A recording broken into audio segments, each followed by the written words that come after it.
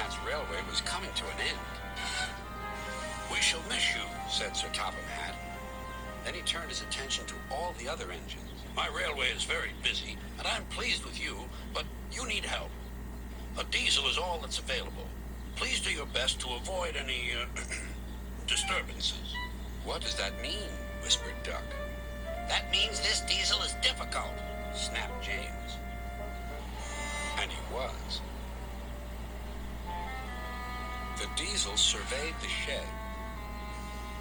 "Not bad. I've seen worse. At least you're all clean." The engines glared. "It's not your fault, but Sir Topham Hatt should scrap you and get engines like me. A fill of oil, a touch on the starter, and I'm off. No bother, no waiting. They have to fuss round you for hours before you're ready." The engines were furious.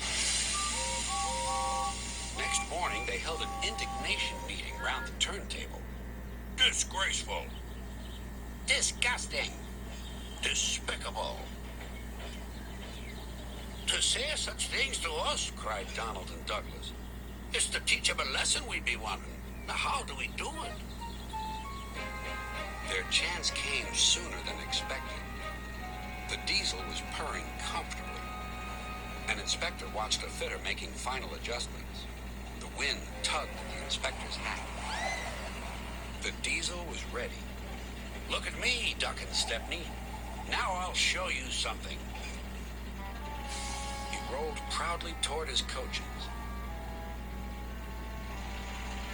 Then it happened.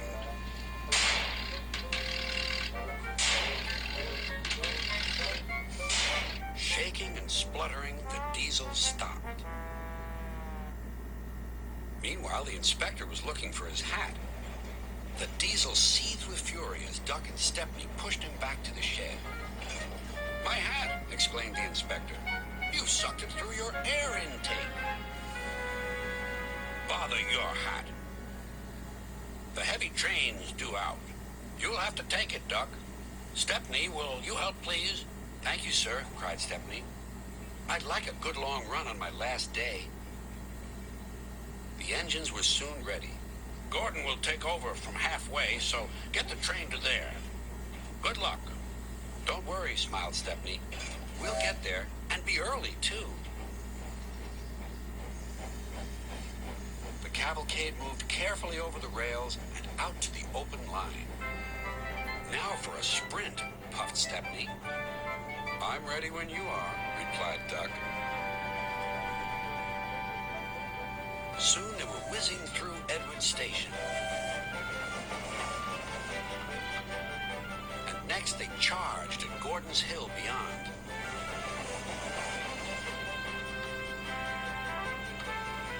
They felt the drag of the heavy coaches here. It was hard work.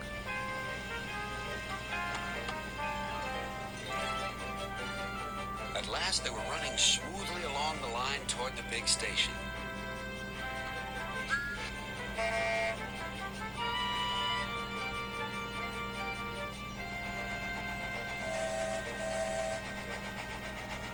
"Hello, you're early," said Gordon. "That's one in the headlamp for old Diesel.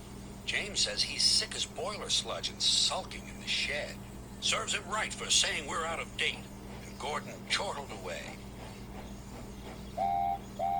Next day, everyone came to say goodbye to Stepney. "Come back and see us soon," whistled the engines. "And you are always welcome on my Bluebell Railway, too," replied Stepney. Then he puffed away. What about Diesel? He'd slipped out while no one was looking. But he left two things behind: a rather nasty smell and a battered bowler hat.